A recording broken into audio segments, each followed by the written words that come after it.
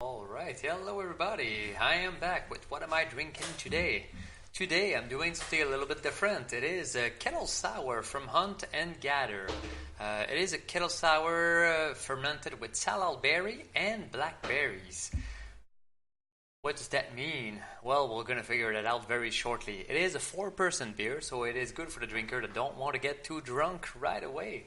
Label is they probably had to deal with some bears in their life because they seem to have that on their label. That which mean that bears, if you're unfamiliar with them, they like berries, especially during the berry season. It is very recommended to stay clear because they do like their berries. And if you're standing between them and the berries or their cubs, it's trouble. So yes, I like the label. It tells me a little bit about what I have to go through when I was in the mountains, and it seems to have a good story to it. Although they don't display it on their website or anything, it does comes in different size that the website says. But aside from that, that's the only thing I could find. So, Hunt and Gather Kettle Sour. Let's see what it looks like. Oh wow! As I pour it, it is pinkish.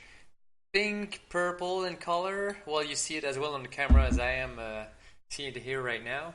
It has a little bit of that blonde ale look to it, with a little bit of like those strawberry color is almost the best color that I can describe it as. It looks good. The head is not too big, but I was not expecting any head on this beer to start with. So let's give that a little sniff and see what it looks like.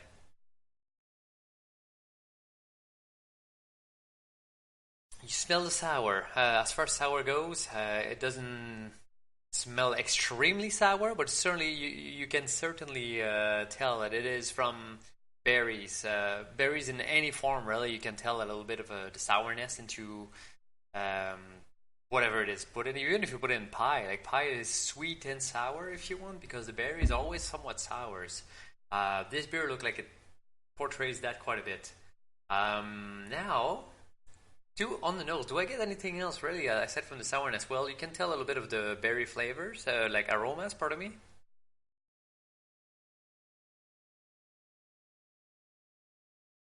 There's a malty something to it. Not too sure. I don't know the process of the beer, how it is created, but I can tell like it is a beer. It smells like it is a beer with fruit in it.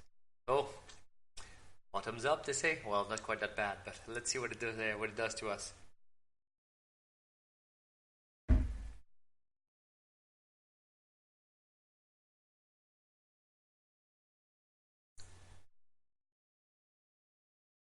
Not too sure.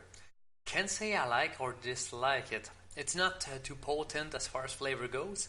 Um, Strawberry and like light malt is probably the only thing I can portray in my mouth right now.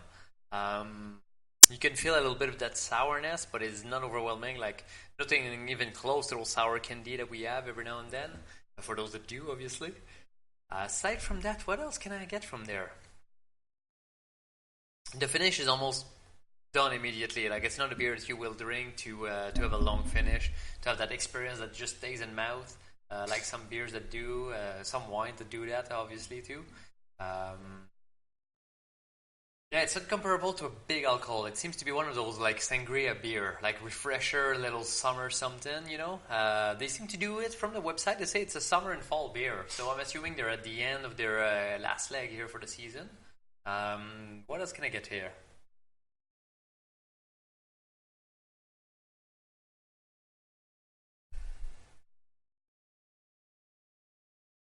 Yeah, it's just a simple drinker. When you sip and drink at the same time, this beer does give you a little bit of that strawberry, a little bit more of that strawberry thing that I was talking about earlier. Um, do I recommend this beer? If you're a big beer drinker, no. If you're with some people that are starting to drink beer, they're not too sure about what their palate is like, I would say yes, go for it. It is very nice, very light. It doesn't sting your mouth like some. You don't have the aftertaste for hours. The fruit into the beer helps it be quite a bit more accessible, I would say. And it's not too sour. It's not like a sour mash beer, so you don't have that balsamic vinegar feeling in your mouth. It is good. Would I buy that again? Yeah, I'm not too sure.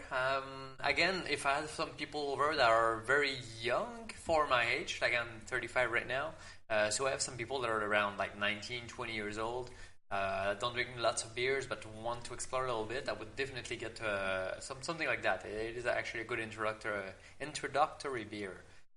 Mm,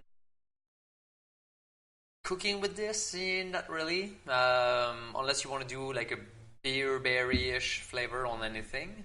I can see it be done like for some chicken and whatnot. But as far as like once cooked, will this beer taste good? Not so sure about this. Drink it with some fruity something would probably be a bad idea because I feel that the actual like natural sugar from the fruit would take away from the beer. So nothing bad like a chip. Chips are no bad for you, are they? No, but quite honestly, chips a little muncher, something, crackers with something would be good with it. I can see like a lot of like cheese like brie. I feel like brie, camembert, stuff like this would probably go very well with this beer. I can't tell too much. I would not eat anything too fancy with this beer. I feel like the fanciness of the any food really would take away from it. So yeah, at any rate, feel free to go and try it. It is not a bad beer. It is not too expensive either. Although it is not cheap either. It's like your mid-range beer. Good introductory beer. Recommend it for people that tries to get introduced to beer. It's not a bad choice. All right, you guys. Thank you for joining me once more, and enjoy the evening or whatever you're doing right now. Take care.